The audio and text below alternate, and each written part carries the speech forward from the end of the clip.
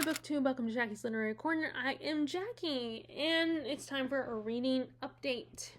So I finished 2 books because I think I already talked to you guys about The Door, and I literally just finished filming my review of The Door. But the 2 I ended up finishing were The Savage Detectives, which I wish I could talk to someone about that, but I don't have anyone that in my life, in person, that this book is necessarily their kind of book that they would read. I mean, possibly one of my friends, but it is a long book, and also, I don't know. I don't know if she would or wouldn't. But I know there is one that I know definitely wouldn't. My other friend. But I really wish I could talk to someone about it. It was so good, and it was so interesting hearing them. These guys talk about all these poets and stuff like that, and these guys going on this journey, and just living their lives freely. And it kind of made me think a little bit of the musical Rent, is like they're starving poets. And, they're kind of pretentious. But it's more gritty, but these guys are on the run and they want to understand poetry and they have very interesting ideas about poetry, and it was really fascinating to read about these guys, these famous poets, and read about this movement, because I think it was a real movement. Like, the author based it on his own experiences with his friends. But it was so good. Like I said, I want to talk to someone about it, but I don't have anyone in my personal life to talk to about it. I also, this morning, I actually finished the Epic of Gilgamesh. It's not a super long read, but like I said, I was trying to finish the Savage Detectives, and then I was working a lot this week. And there were times when I came home and I just didn't feel like it, and I just rather watch TV or watch YouTube. And it is an epic poem. And it was kind of interesting, amusing that because it was around thrift books, it was a used copy, so it had some annotations from the original owner of the book. So I thought those were kind of entertaining to read and see her reaction, because I think it was a woman.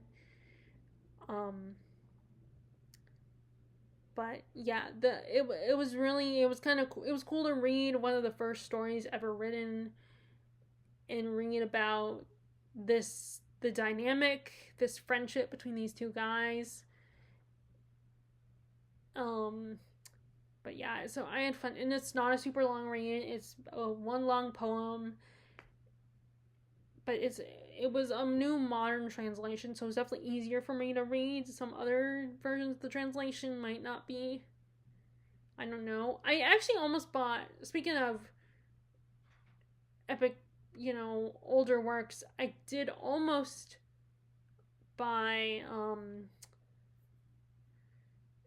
what is it? The Tale of Genji, the deluxe edition, because of course it was cheap on thrift books. I mean, I think it's the same price as on Amazon actually, but I ended up not getting it because, having to decide on a it was the whole, like, you get enough points, you get a free book. It has to be $6 or under the free book. It was hard to narrow it down, so I ended up not getting that one. Plus, it's at the beginning. It's not even the next month. I mean, I'm counting these to my July, but I didn't want to go over by the first week. So I was trying to be careful with what I buy. So maybe next time, we'll see. It will, but next time might not be for a while. Anyway, so those are the only ones I finished. And then I do have, like I said, I ordered a thrift bookstore, so I have some books that will be coming in hopefully the next couple days. But I did buy some books, and actually, so it was kind of really exciting because, that the Outpost Bookshop, all my friends would interact with the ladies that, and a couple men here and there, men there as well, but I talk to them. They are very amazed that a young person reads.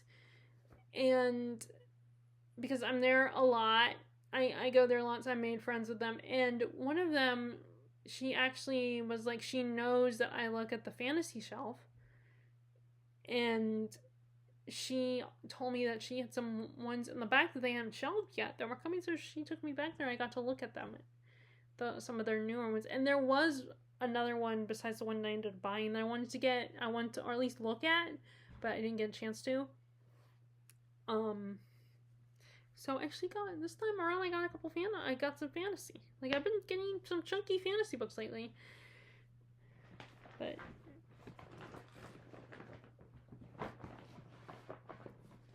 I mean, in fact, all these are kind of chunky this time around. Okay. Okay, so let's do the non-fantasy book. And that is historical fiction book. This is an author I've heard a lot about, and I've seen 4 books there. And there was another book by her that I was gonna get. And actually, the autobiography of Henry VIII, I might keep that one after all. Which I think my mom probably, because she came into my room, probably bagged it, put it in the bag. But this is Margaret George, her book about Helen of Troy. And I've been really into, I've been trying to get back into, Greek mythology and stuff like that. And I did take that class back in, was it? I can't remember. It was May or June when I took it.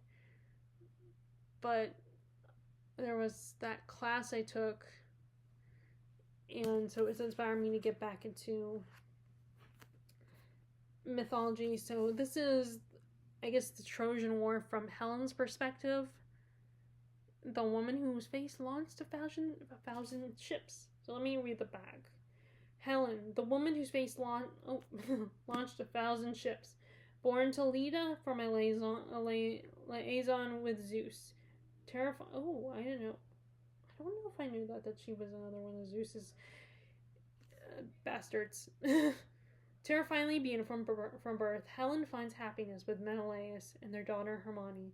But when Helen catches a glimpse of the visiting Trojan parents' Paris, she becomes painfully aware of the passion missing in her life, and the two soon elope to Troy in the dead of night, unleashing a war that changes their world.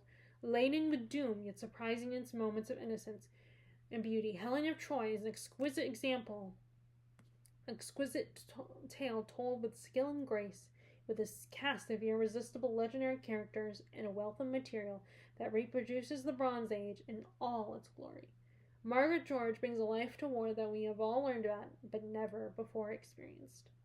So I thought that would be kind of cool, a modern take on Helen of Troy, and especially from an author that I've heard a lot about her work. So I'm excited to try this, and I guess it'll probably be good to read this while you're reading the Iliad,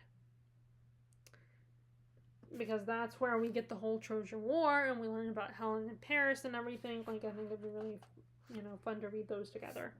Of course, I always try to do that, and then it doesn't happen. So that is my non-fantasy one I read, because I actually not read a non-fantasy one that I bought, because my other 2 are fantasy books. Okay. So I have never heard of these, but they looked really, by the sound of the back description, they sound really cool. So this is The Empress of the Fall by David Hare, and this is the first book in a quartet. Okay, it says, with a constant, while the tagline is, "The Emperor is dead, long live the Empress." With Constant in his court destroyed, the West is on the brink of devastating civil war. The Rhodian Empire's only hope for stability is a young convent girl who knows nothing of the wider world. But is she hiding a deadly secret? The imperial throne is not the only one in jeopardy. In the east, the peace-loving Sultan Salim is facing demands for vengeance. His armies overthrew the Third Rhodian Crusade, but that's not enough for some. Increasingly violent calls to take holy war to the west are dividing his court and kingdom, and lurking in the darkness. Orchestrating both power and struggle is the puppeteer, a masked mage with a diabolic power at his fingertips, whose lust for domination is going to push Urtzi to the brink of cataclysm. Oh, and this is blurb by John Gwynne. He says, beautifully written, a fantastically epic tale spanning 2 continents with flashes of the Crusades combined with wonderfully inventive magic. It's grounded in believable characters that I loved and hated, and full of action, heartbreak, and knights flying into battle on winged horses. How cool is that? So that's cool. It was blurred by John Gwynne. Okay, so we also, the other books by the author are Mage's Blood, Scarlet Tides, Unholy War, and Ascendant's Right. So I'll have to look and see where the rest of the series is. And then the other one, this was the book that I saw that when the saleswoman took me in the back. This was the first one I grabbed. And that is Empire of Blood. A gargantuan fantasy of intense battles and demonic magic and dark politics.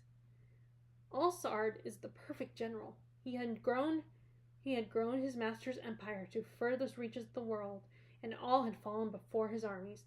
Now he longs for home, but home isn't what it is. Could it be that everything he's fought for all these years has been a lie? When confronted with the truth, too shocking to contemplate, Alsard has to make the impossible choice between power and honor. And as alliance shift and old enemies return, will he save the empire to which he has devoted his entire life, or let it fall to ruin? And it looks like hopefully this is a standalone, because I don't see any, it doesn't say anywhere near here on the first book in a series or anything, so. But yeah, this is really, oh, that's right. So it has multiple stories in one. So it has The Crown Blood, The Crown of the Conqueror, and The Crown of the Usurper. So it's kind of like, what is that series with, there's another series I used to have a few years ago that was where it had like three novellas in one book. I can't remember. It was a series, and like the author is still writing books in that world. But I remember Mike from Mike's Book Reviews had read it, but I cannot remember what that series is called. But but like I said, it did a similar thing where it has 3 books in one. In this case, it seems like there's only one. But this will be good because I'm always, I'm not as into the romantasy genre. I like romance in my stories, but I don't want it to be the main conflict. I want, I'm one of the people that wants the more the magic and the adventure and the action and politics and all that good stuff. Like, that's the kind of stories I want. So I'm, I haven't been drawn to fantasy lately, but it'll be nice to see older, like, fantasy books that aren't as known. Well, let's see when this was. Let's see, what's the copyright date? So it was. So Crown of Blood, with the copyright date is 2010. Oh, okay, so this omnibus was published in 2013. Crown of Blood was 2010. Crown of the Conqueror was 2011. The Crown of the Usurper was 2012. It's sad because it sounds like a really good book. Both of them do, and I never heard of them. But I'll have to look for The Empress of the Fall and see what the other books are from that series, because like I said, it says it's the first book in a quartet. But and this will be a good way to try to ease you back into fantasy, because right now so far I'm reading which I did, that's another thing I did get back into reading the Farseer and Robin Hobb's The Realm of the Underlings. So I'm still reading Royal Assassin. I got back to it, and so far, like, Fitz has discovered Shrewd is sick right now, and they're assuming that Wrinkle's been drugging him, keeping him drugged, and having this guy who's incompetent, not an incompetent healer, looking out for him. And they're just like, oh, it's only important that he needs his rest. Let him rest. Meanwhile, he is not in clean sheets. The room is closed off. There's smoke in the room. They're like, the windows are in. King Shrewd is very unsure of himself. Like, there are moments of recognition and confidence. And I don't know, I can't remember, because like I said, I've read this book. This is a reread, so I don't remember what happens to Shrewd by the end of this book. I don't know if he survives or not. But we also, like, Fitz wants to ask Shrewd if he can marry Molly, which that relationship is like, again, that relationship drove me nuts. They were not going to work out. There were just too many things between them, and they're both incredibly stubborn and very naive, and I don't like, I think it's both of them. It's not just Fitz being immature. She is immature too. Molly is not a saint. She's just as immature as he is, and is very demanding of his attention, and he can't tell her everything. He literally can't. He literally cannot be honest with her, because first of all, she probably won't believe him, and second of all, his job could put her in danger, which, yeah, he made the choice. He made the choice because he wanted to be with her, because he was lonely, and he knows he can't talk to her about everything, but he has these feelings for her, and he can be very dramatic at times, I think. He can be a little over dramatic, in fact. So I'm not saying that I'm all like, well, poor Fitz all the time, because the kid is like, he can be incredibly frustrating. And I'm also at the point where he's learning how to fight with an axe, because Verity realizes that maybe he's not good with the sword, but the axe is a better weapon for him. And he's trying to help both, be there for both Patience and Ketterican. She's trying to fix the garden up. And he's kind of using the fact that he's been skilling with Verity to show him what's going on with Ketterican, and maybe getting to really see her for who she is, and maybe eventually falling in love with her, because he gets her. He starts to, really see the person that she is and what she cares about, and how she really wants to be a good queen for him. And of course, the Red Ship Rangers are still at it, are still, killing people, and, and it's kind of amusing, his whole relationship with Night Eyes, because Night Eyes wants to share everything with Fitz, because they're a pack. Even though Fitz is physically a human, and Night Eyes is a wolf, an animal, so, and humans and animals are very different. We don't share everything. We don't, occasionally we might share food with each other, but we don't share everything, especially intimate stuff. And Night Eyes is like, what's mine is yours, what's yours is mine. And Fitz is like, no, some things I want to keep to myself. And Night Eyes just does not get that. And I don't know if he ever will, because he is still physically an animal, and Fitz is still physically a human man. So they just will never see eye to eye on that issue. But it's just kind of funny to see that, and how Fitz just wants to keep some stuff for himself. And like, Night Eyes like, I don't get it. We're a pack. We share everything. That's what you do in a pack. You share everything, every single thing. And it's really, it's kind of funny that whole dynamic.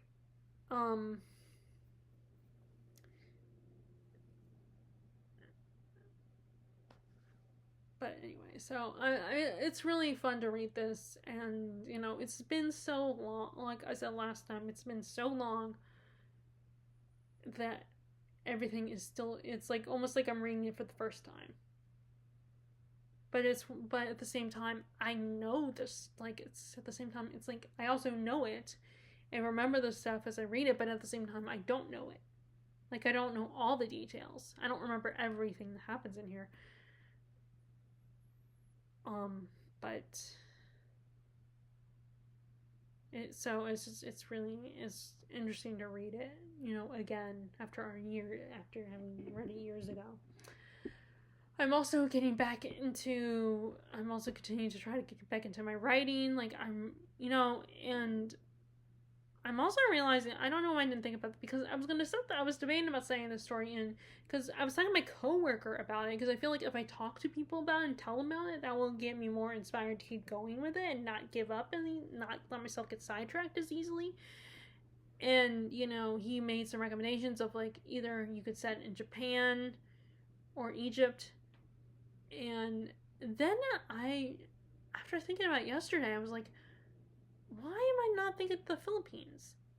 Like, I have been wanting to write a book set in the Philippines, and that's why I'm, because it's part of who I am. It's part of my identity. So it's like, why not? Why not set the story in the Philippines? Like, if I want to do it in Asia, why not? I mean,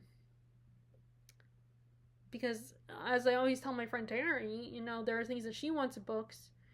Like, well then, instead of complaining about it, then write your own story. Write a story about it. Because she does write a little bit. She's, used to write fan fiction, although she mostly does it for role play.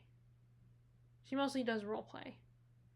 And I'm trying to step back from that and get away from that and not get back into that habit of thinking getting in the space of thinking about fan fiction, because I am not writing it. Like, I think Terry, I think when I tried to explain it to her, I think because I was kind of rushing explaining because I was texting her about it, and I think I gave her the impression that I was writing fan fiction, which was not the case, because I think about it when when I'm doing my at work, where I bring in the shopping carts, and I live farther down south, so during the summertime it gets hot, so my mind is, as I like to put it, is goopy.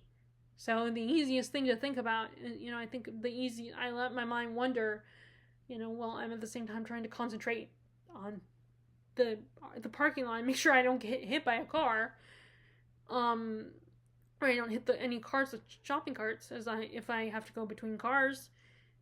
So the easiest thing to, whenever's the easy thing that comes into my head, sometimes it happens to be whatever fantasy fan fiction I'm thinking in my head, and I'm not writing it down, because I feel, so I'm trying to get away from that and not think about fan fiction scenarios. And so I'm trying to write, get back into creating my own characters, my own world, and creating, my own fantasy stories. And so, I'm trying to, if I talk about it with other people, then that should help. Or at least I hope it will motivate me and inspire me to stick with it and not let myself get lazy and sidetracked.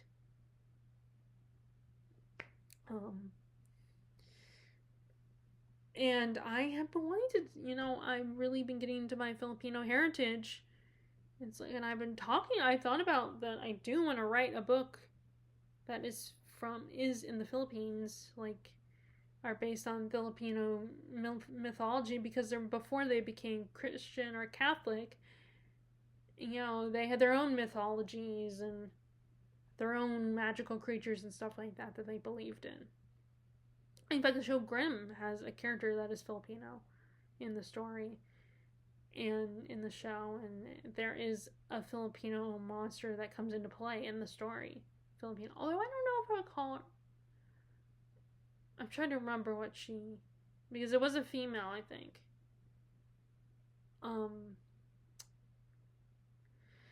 But so it's like, why didn't I think about the Philippines? I mean, I'm already on the path of researching and learning more about the Filipino culture. Like, so it will be a lot easier to do research if I'm, reading about it and stuff like that. But because I'm already doing the research. But yeah, so that's the only non-book thing I want to tell you guys about. But anyway, as always, I would love to know how your reading is going. I hope it's going well. And I guess I will. Oh, well, first, check out my review of The Door, by the way, if you're interested in that. Please. And okay, sorry, I'm tired. I'm kind of tired of being home myself right now because I have bad habits of not getting to bed at a decent hour. So, I'm gonna go for real this time. Like I said, please check out my review for The Door.